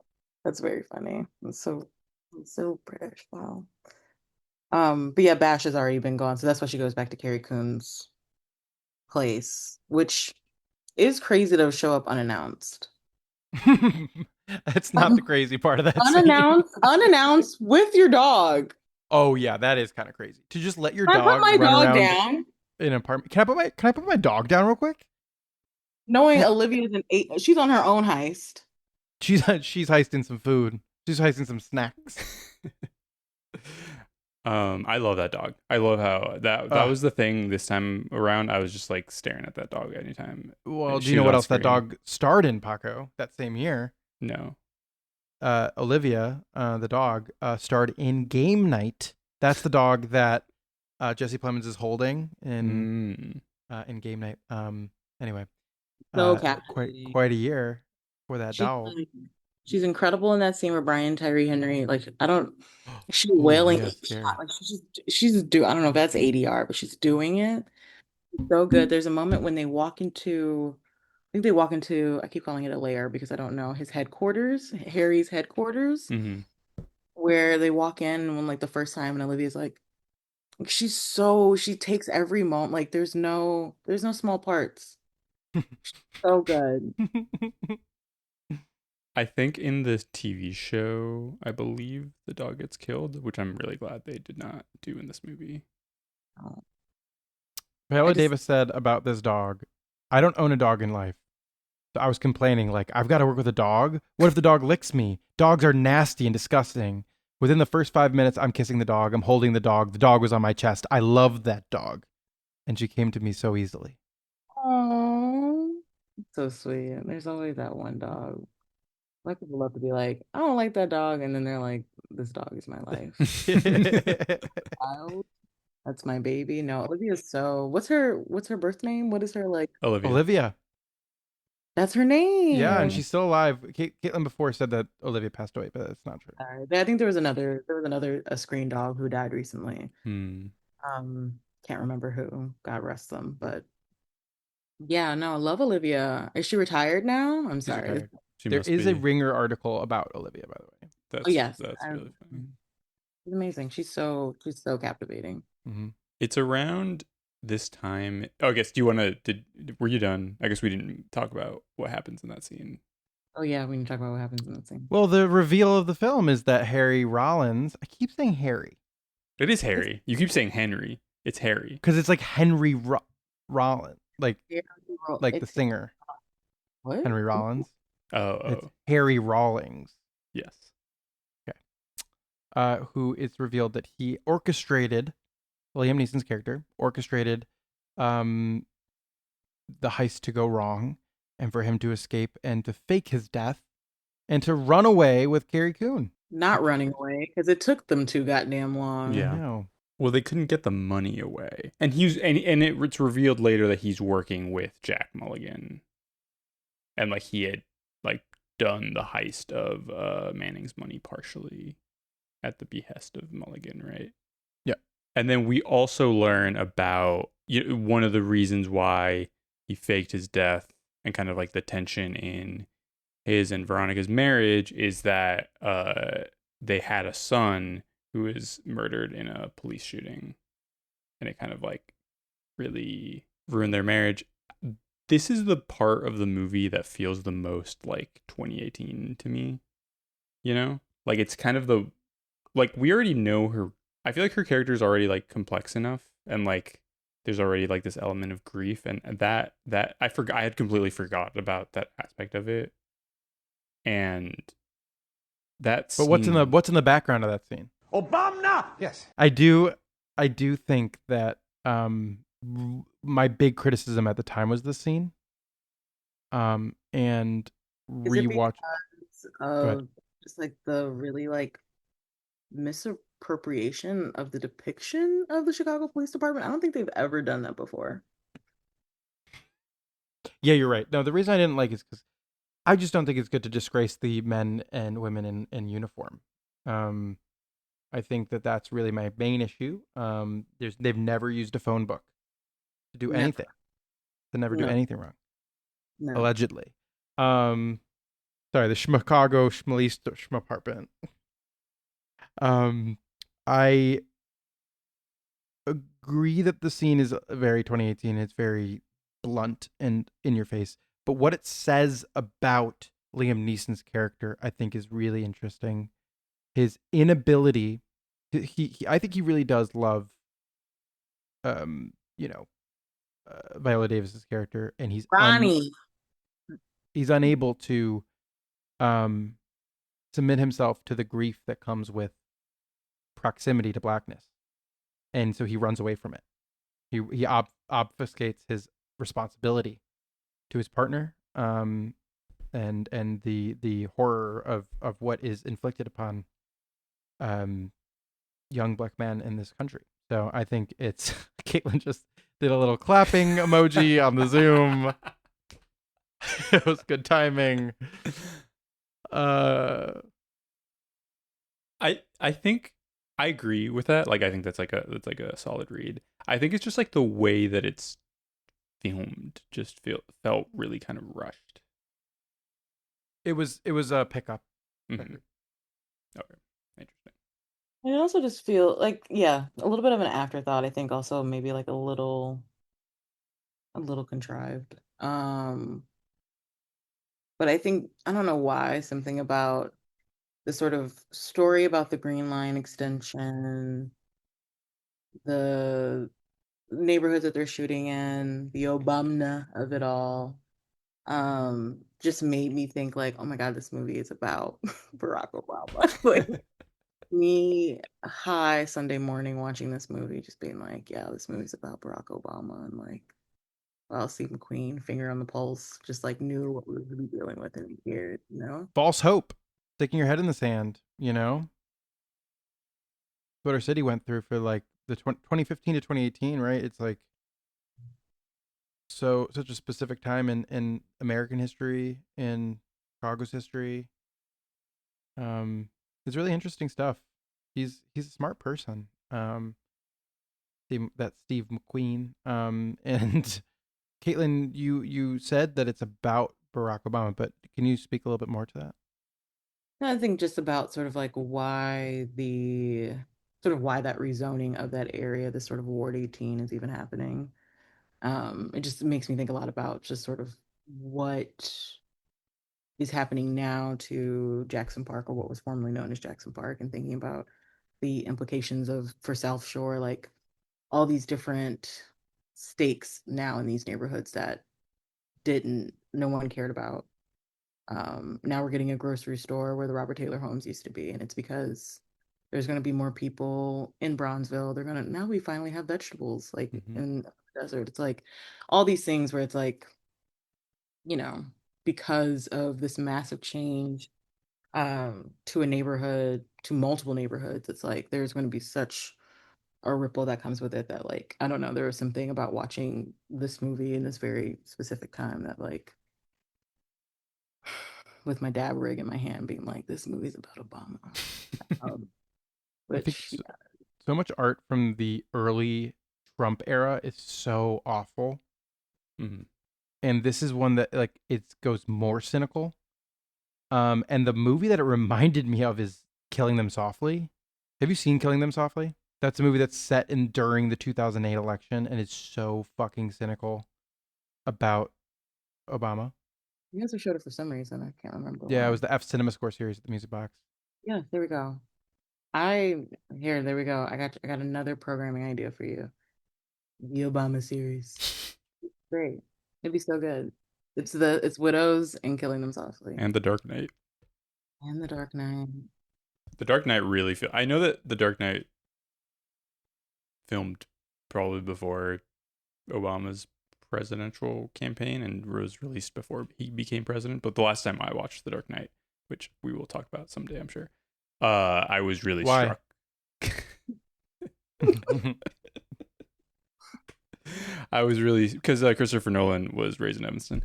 I was really struck by how much Harvey Dent, his image is, it just like, it felt really like Obama-y. Like tapping into that. And now Christopher Nolan's like a Maoist, right?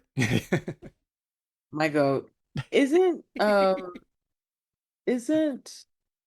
was the guy who made Obama's thing? It was like the Supreme guy. What was that man's name? What and what do you mean by that? What- Obama's thing? No, not Obama's thing. I'm talking about the guy who designed the Hope poster in 2008. Oh, Shepard Fairey. He did Obey. Yes, he did Obey. I was like, True. I wonder if he had anything to do with that because yes, I'd never clocked that Paco, that like very similar imagery. And like I do think it's unsubtle, that scene, and really awful to watch. And I don't think you can ever show police shootings in film.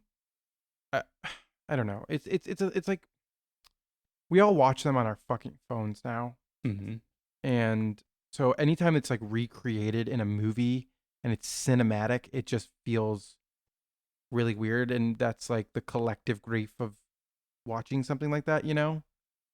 And I don't know how anyone can depict it in film. And it reminds me a lot but like it is a reality of America.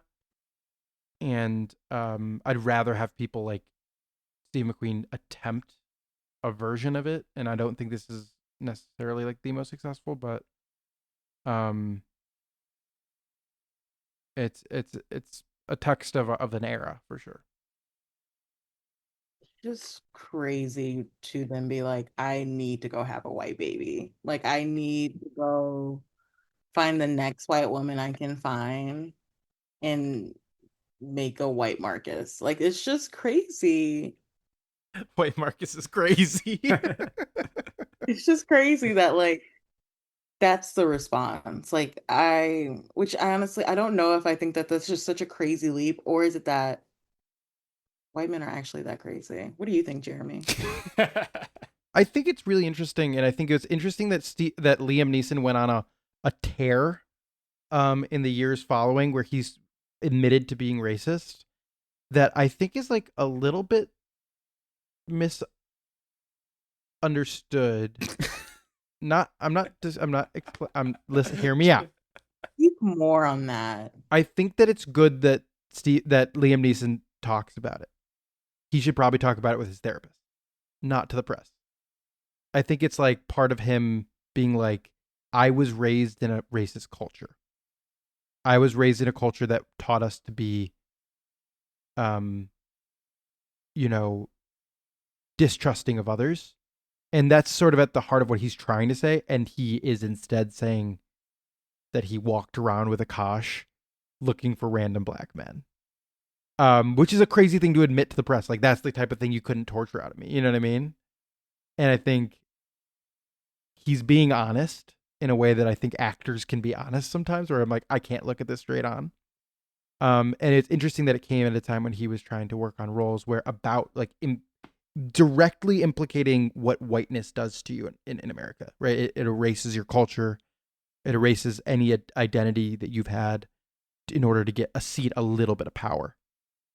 And I think like Liam Neeson in this role is directly saying he cannot hack it. Like, I tried to be that rock for you and I can't fucking handle it. I can't be that. Which is horrible and villainous and also very deeply human. Tomato, tomato, tomato, tomato. Caitlyn's killing with the emojis. This isn't a filmed podcast. I know, but what if it was? Caitlyn has a fan out and is fanning herself. It's really dramatic and good. So hot in my apartment. But I think it's so interesting because you're very right, but it's like God, I wonder how much of this movie just like goes over, like him saying that just goes over people's heads, like they can't, like that sort of expectation is never like Veronica's never given that sort of like she just has to do it. And he's just such a fucking punk. Like he just punked out. And he just wanted things to be easy for him, and because it wasn't easy for him, he just like everything else was easy for him. He could rob things, but he just like couldn't hack this part of life. And it's just like very honestly more irritating to watch on this go around for me. Yeah, and I think it's interesting also comparing his reaction to what happened with Marcus and kind of his choice to just like kind of go on the run and try to make a new life. Also with like in terms of just what the widows have to deal with and how like they can't just run away. Like they have to deal with these consequences. Like they can't just start a new life like he did. Like they're all like cleaning up after his mess, and he's just able to leave that. So it's I won't get talking. I don't want to. I don't want my case to continue to build, but like I can't stand it. It's just like the allegory for all these things, which is like I don't know. Also, just so interesting to me that Steve McQueen's able to like tap into that at all, like to be able to like understand those dynamics in a way and like how they, without being heavy-handed with it too. It's just like he's just able to sort of articulate that with this like line. Which dynamics? The not the racial, but the sort of consequences of those things, the fact that like these men either run away from it or they get to die and like not have to deal with that sort of debt, like they don't have to worry about those things. Yeah. But it's sort of like their immediate gratification. Oh my gosh, their immediate gratification for this thing that they're doing never gave them the sort of like forethought to think about like what would happen if this didn't go right one day. Now it's like you don't have to think about those things where like these women didn't have to like it didn't like they didn't have to think about the fact that like no, we have to do this. Like it wasn't ever really a question for them, you know. Yeah. Do we want to talk about the heist a little bit? Because this is a heist series. And I do think a large part of the movie is getting the crew together, right? That is what most of the thing is, getting all the pieces together. But I think the heist itself on the Mulligan household, is so exciting. Yes, definitely. Had my leg shaking like I had never seen it before. I was so scared. But it also happens that like when it happens, there's like 30 minutes left in the movie. It's like that part of like the heist itself is so scary, but it doesn't take that much time for all those things to happen and for the movie to conclude. It's just like it's so quick.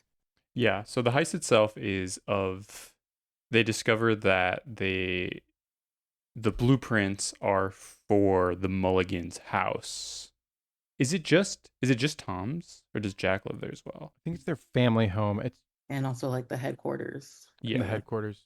Yeah. Yeah. Which they blueprints for Elizabeth Debicki's sugar daddy, sugar guy, Lucas Haas. Lucas Haas.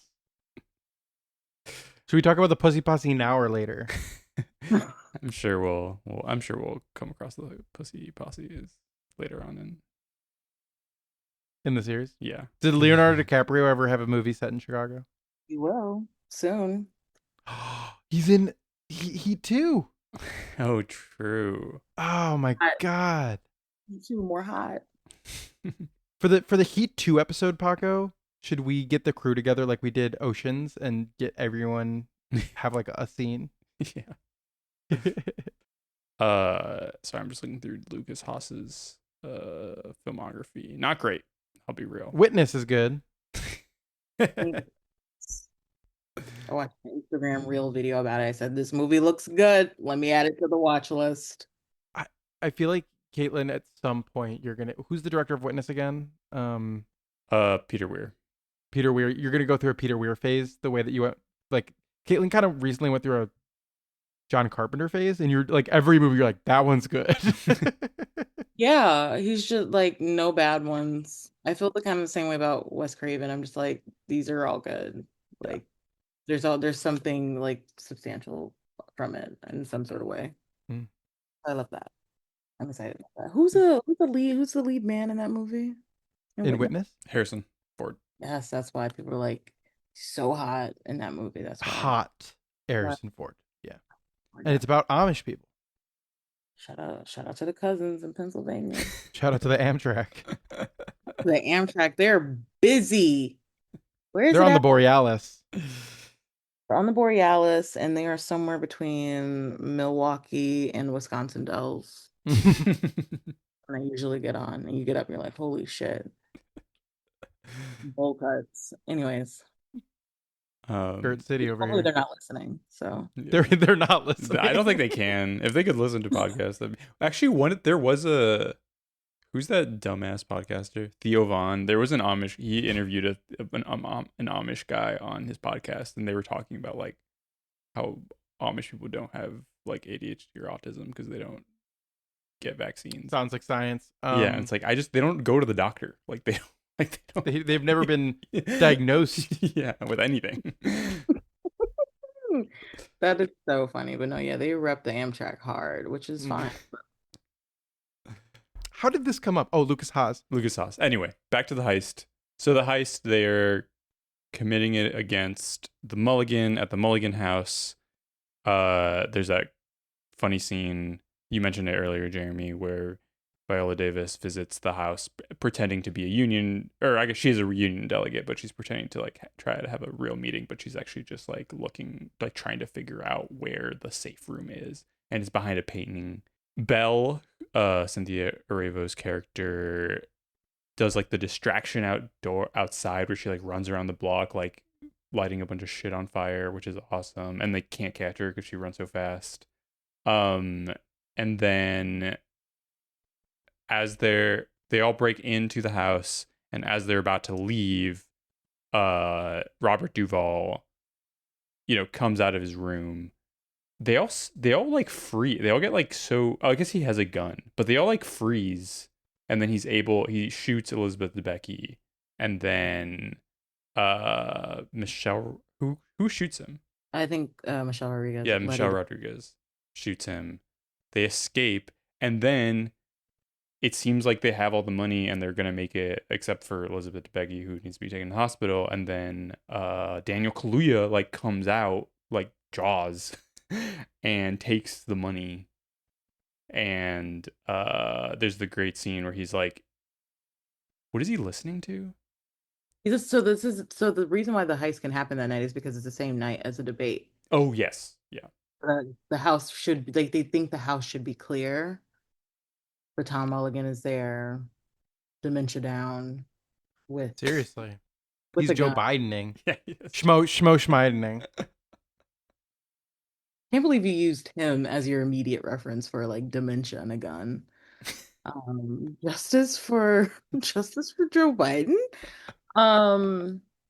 Yeah, no, it's crazy because it's not until that moment when I realized I was like, she doesn't know that this man is chasing her. Like Daniel Kaluuya is in his own movie trying to figure out what these ladies are doing. And they have no idea this entire time until he's got a gun to Miss Revo's head. It's such good writing. Yeah. And then he crashes and dies. How does he crash? They have another car, they have their backup car. Oh, right. Yeah. A hatchback, and they run into him. And he flips. He doesn't flip, he goes, Oh yeah, he gets smashed. yeah. Ah, Crazy. it's crazy style. With the debate still playing in the background, it's so good. That's the stuff that reminds me of Killing Them Softly, where it's like you're willing to put the political right up against the the action scenes with the violence, and you're juxtaposing them in a way that's so literal, so much so that it could be the lack of subtlety could be, I don't know, it could be too much, and for me it works just right. Because it's not that heavy. It's not heavy-handed, but also it's only happening at moments where it's like they don't abuse that a lot. So that like when the debate and the heist are happening at the same time, it's like you're getting sort of that sort of feeling, that sort of thrill of these two things clashing. Like at some point they're gonna like meet ahead. Yeah. So And then right after, it seems like they finally got the money. Harry turns up at the lair. Um, when he pops up, he just walks into that frame, gets me every time. and that's when they have like that's when like they kind of reveal like his reason for why he decided to leave his grieving wife. And then seems like he turns around to like try to shoot her, but then you hear a gunshot, and it turns out that she had shot him instead. And then makes it seem like he is the one who killed Robert Duvall. And then you get a flash forward, and because Robert Duvall died, Colin Farrell's character gets the sympathy vote and ends up winning the election. Which, yeah, he did not want that at all. No. He was trying to figure out an exit plan, all these things. He did not want to be alderman and still being like his father, that last gift that his father gives him. It's incredibly So good. accurate to how it would go down. Absolutely. And I guess we didn't mention this earlier, but this whole time, he's definitely about to be indicted. Oh yeah. During the MWOW scene, he's like getting grilled by a reporter. Yeah. It's awesome. Schmurk. Anyway. Is there anything else that just like the Chicago-ness, like the bowling alley, the liquor store? What's the liquor store, Caitlin? Rothschild. I thought that was really sick. Rothschild. I Yep. think the church of it all was very Mhm. it's so very good. I think like beyond like even just like the texture of it, the texture of the microphone, everything. Like I think that like that is very much it. That can be just like a number of pastors and church leaders, like religious leaders in our communities, just like whether or not they intend to get like swept up in swept up in the politics of the city, because of their relation to the Black vote. So yeah, I would say that. I would say I don't know, they shoot the bitch out. They really just like they really shoot the entire city out in a way that's just like really cool. Like sort of the elegance of the Gold Coast, but also just like making empty lots look cool, which I think is great. And alleys. I love alleys. A lot of alleys in the just like industrial warehouse, like warehouse. Yeah, I think it's the movie. I'm trying to think. I feel like it's the movie that like captures the diversity of landscapes and also like racial diversity the most. I think maybe what we watched. Like, I guess we haven't talked about the Fugitive yet. That's like the only other movie that I feel like has like the juxtaposition between like these kind of empty areas and like the downtown kind of glitz. But a lot of movies tend to focus on one area, and this movie is really about all the different like connections and how everything is different but connected in some way. Exactly. Do you think Fireside Bowl was kind of offended that like they are shown as like the place where all the criminals hang out? I think that they're just like happy to be involved. Like, yeah, I think like at the end of the day, they're just like, oh my God, it is such a cool location. Mm-hmm. I think like when you like do crime movies, it doesn't matter what happens in your establishment. Yeah. It's like you're still showcasing it. It's like kind of like Where else do you think they scouted? Do you think they went to Wayland Bowl? that would be good. Timber Lanes. Fireside probably has the best name. Yeah. And the Matchbox, and there's like little details from it that do you remember how every place used to give you a Matchbox? Not to be an old man, but it's so fucking like I miss that. Bring back smoking inside. Yeah. Smoke. Bring back smoking around your terrible kids. If you go to the Heights Theater in Minneapolis, Jeremy will let you smoke inside, just by the way. You can. It's a smoking theater. That was the joke that everyone started with me. Was it's a smoking theater, right? Yeah, just like the new third theater at the Music Box. Yeah. Well, is there any other things that you guys want to discuss here? Besides the Michael Jackson needle drop, no. Caitlin loved that. I remember gagging in the movie theater and then I gagged again this time. And then yeah, Daniel Kaluuya. That was it for me. I do want to bring up that Steve McQueen apparently on multiple occasions mentioned that Elizabeth Debicki was going to be the next Meryl Streep. Unfortunately, that hasn't panned out yet, but there's still time. Yeah, Cliff Booth. That's true. Maybe she'll really pop in Cliff Booth. Caitlin, do you have anything to plug? What do I have to plug? Jeremy, help me out here. Candy Girl is on all the social media platforms you should follow to find out more about where that's going to be shown. It's an excellent short film that I worked on Oh, I wasn't for asking. one day. I wasn't asking to do all that. I was just Oh, gonna. I was like, help me out. Just like give me a few little okay. suggestions. Well, what I recommend that you say is you plug Candy Girl, the movie you made. Right. My beautiful girlfriend made an Okay. amazing movie with some very talented folks, including Deja Harrell, who is I think the next Meryl Streep. It's actually Um, the next, yeah, the next Black Meryl Streep. Viola Viola, Davis. Viola Davis is, There. yeah, exactly. And Henny's the next Olivia. And he Caitlin's is dog. 17-year-old dog, 16-year-old dog. Um, yeah, no, not much to plug. You can follow me on most social media things under Motif. Be like someone who yaps about everything, culture-wise, pop culture, TV, everything. Give But Caitlin money to make movies. If you're listening to this podcast and you're a producer, Caitlin is an incredible filmmaker and would love to make some movies in Chicago someday. Specifically, do you want to plug your Robert Taylor Holmes idea? yeah, sure. We can talk about that and talk about how one day you guys will be talking about it. On this podcast, hopefully, God willing. Mm-hmm. You know, if you're a venture capitalist, if you are a trust fund baby, if you Or in like in a big political family that's been running Chicago for years. Mulligans, or if you're just dealing with a lot of white guilt, please. Uh, If you just opened up a big library on the South Side. I didn't say that.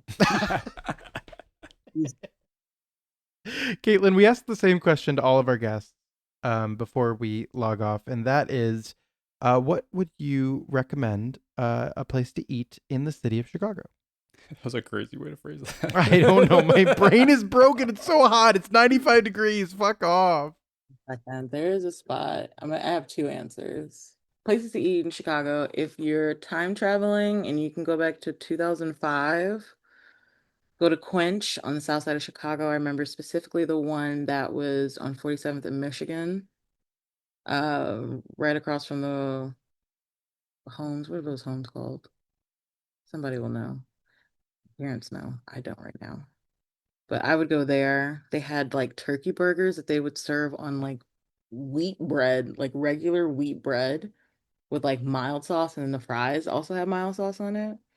And I just like miss establishments like that. I just miss places that only existed in time for just a little moment. But just like live on the brain forever. And also I can like still taste the sandwich. My current answer, if you're not a time traveler and you do not have access to those devices to travel space and time, I would say, am I pronouncing this correctly?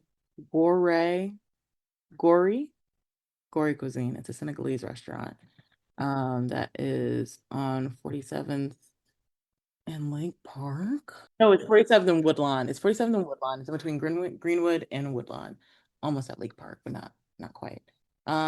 Which is just some really good Senegalese food, which we don't have a lot of like um African cuisine on the South Side.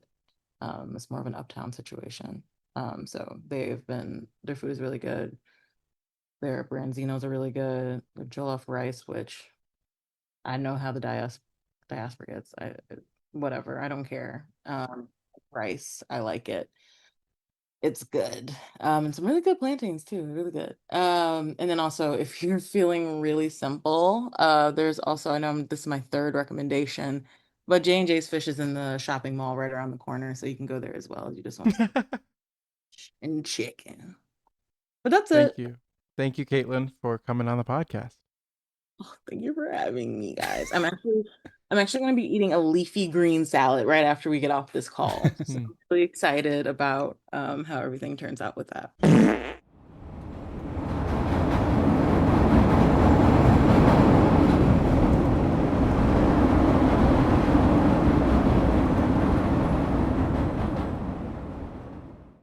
All right, Jeremy, do you have any final thoughts on Widows 2018? Yeah, Widows. I I maybe you said this when you're earlier when we were talking about it, but I just looked up that the original Widows was from the 80s. I just thought that Britain was like that in the 90s. Like I just thought it was from the 90s, and I was like, oh, they were just like that. But it makes way more sense that it's from the 80s. I think also economically it makes sense. And it mirrors a similar time for women. I mean, that's the Maggie Thatcher era. It's a fascinating time for what it meant for actual working class women in England. And I love that Steve McQueen took that and decided to set in Chicago. I think more things like they should do Doctor Who in Chicago. They should do the IT Club in Chicago. Are you IT looking up to Crowd. see if they did? IT Club. Crowd. What did I say? IT Club. Yeah. The AV. I mixed the AV. Oh, yeah, AV Club is Chicago, by the way. Yes. What other the Mighty Boosh they should do a remake in Chicago? Is that Australian? I just think they should. I thought that was British. You might be right.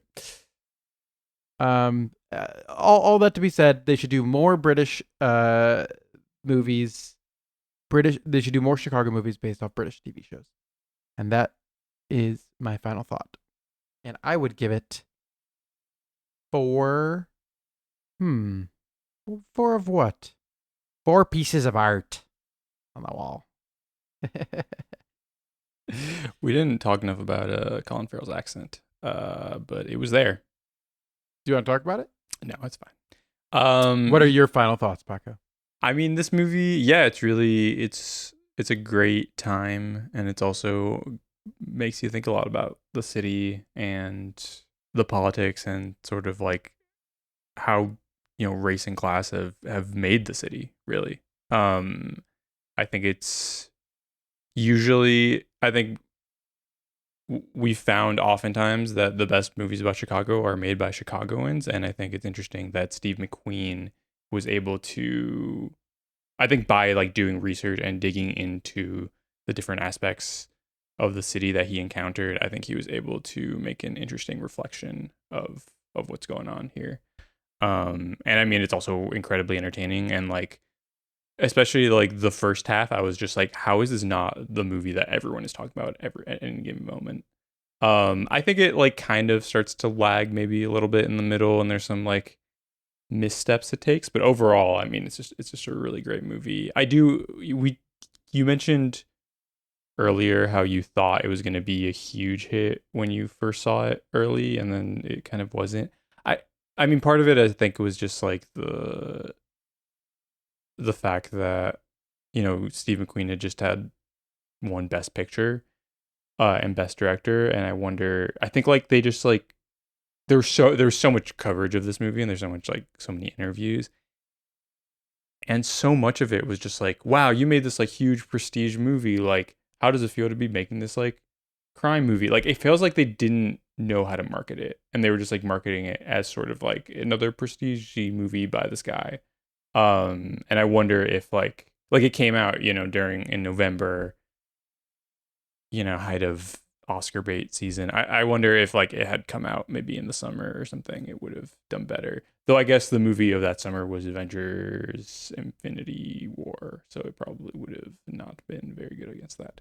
But I don't know. I just feel like they could have done more to market it in a different way. And I mean, we didn't talk that much about his movies post Widows, but I would like him to do some more genre fare. I think Blitz is a little bit like that. It's a little bit genre-y and has some cool elements, but I think I want him to do another, crime movie or action movie or something. But yeah, this is a great movie. If I were to give it a rating, I'd probably give it 4 widows because there's 4 widows. Oh, I guess actually there are 4 widows, but Yeah. Cynthia Erivo is actually not a widow, but She's not a widow. But she's part of the crew. And is technically Viola Davis not a widow because he dies. Yeah, she becomes one. She becomes one. Are you a widow if you kill your husband? Good question. A self-determined widow. Yeah. Paco, what would you recommend if you had to recommend any things you've been watching? What would I recommend? I guess since last time, was it last time? Sometime recently, I talked about how I'm going on my journey, I'm going on my Odyssey, watching every Odyssey adaptation that I can. So I've watched a few since then. One that I would recommend is there was an NBC TV show, The Odyssey from 1990. It says 1997. I think it was 1998. Directed by Andrei Konchalovsky. He was like a Russian, initially Soviet, later Russian director. He directed that movie Runaway Train. Have you ever seen that? It's with with the John Voight and Eric Roberts. Right, that's like written by Akira Kurosawa or something. Is that right? That's not kidding. It's not a joke. It's we played it at the Music Box. It was originally written by Akira Kurosawa. Oh, and it was later punched up by Ed Bunker, who I've brought up on the podcast before. Anyway, he made a TV show miniseries on the Odyssey in the 90s. I thought it was going to be bad. Like, I thought it was just going to have like shitty CGI and like be kind of crappy, but it was actually really solid. Isabella Rossellini plays Athena. She's in it for like probably a total of 5 minutes, but she's awesome. Eric Roberts plays Eurymachus, who's like the guy who's trying to get with Penelope. So he plays his sleazy role very well. It's just like an all around fun time. It makes this very strange decision to tell the tale in order chronologically. So it starts with, most Odyssey adaptations, as I've noticed thus far, start with the Trojan War and the Trojan horse. Like, you just have to do that if you do the Odyssey, apparently, even though it's not really meant that they mention in the book, but it's not like a big part of the book or the poem. But it's very strange. So you just like, it kind of messes with the later aspects when you focus on Telemachus, like, his son trying to find his father, because it's just like, well, we already know what happened. So like, you don't need all this stuff of like Telemachus going to all these people asking where his father is, because like we just saw his whole journey. But overall, it's a fun time, and I would recommend that. Especially, I would recommend it over the Ralph Fiennes The Return, the 2024 movie. That movie kind of sucked. What would you recommend? Well, I've been watching a few things. We're in the middle of our 70mm festival, and so I've watched like a little bit of each of the movies, but not enough for me to be like, I watched Lawrence of Arabia, so I recommend Lawrence of Arabia, even though I do, and it's a great movie. But what I have been doing is I've been trying to get more into anime, and I'm watching Revolutionary Girl Utena right now, and because I've never really been an anime boy. My cousin growing up, Jessica, shout out Jessica, was very much so into anime and would show us stuff. And she watched Sailor Moon for sure a bunch, and it's the same creator, but it's more the one that he had creative control over. And they recently made a movie, they recently re-released a movie from 1999, called The Adolescence of Utena. And it is like a sapphic boarding school sword dueling series and movie. It's very interesting. I keep falling asleep in episodes, not because it's not good, but because I'm so exhausted at the end of the night. But it's like it's written by one of the people from Evangelion. It's directed by the Sailor Moon guy, and the art is the person who did Angel's Egg. Whoa. And so it's just like an incredible feat of animation, which I really need in my anime. I can't just do like the ones where they just like made a ton of episodes, and so like the animation's kind of like crappy. Mm-hmm. But I do really think that it gets very surreal, which I like a lot. But it's also like about teenagers and coming of age, and all that good stuff. So I recommend The Adolescence of Utena, the film. Not the show. I've been watching the show, but I watched the movie first. So, Okay. yeah, I should probably have said that. I've been watching the show after we played the movie at the Heights, as part of our series Queer Cut with Natalie Marlin. And just to shout out whoever this person is, they didn't sign the letter, but they wrote the Heights a letter thanking us for playing it, and it was really sweet. So shout out to that person. That's what I recommend. The Adolescence of Utena. On our next episode in our heist series, which will also be our last, we will be covering Heist 88, 2023 classic that everyone talks about. The movie we all know. Yes. But we'll also be wrapping up our heist series, talking a little bit about just the movies themselves and what else is going on. Thank you for listening. Don't forget to rate, review, and subscribe. You can follow us on social media at chicagopodfilmcast chicagopodfilm, and you can email us at chicagopodfilmcast@gmail.com. Thanks for listening.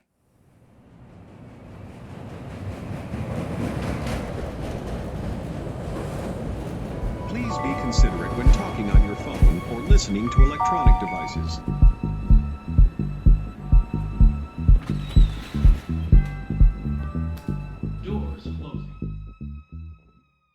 Obama.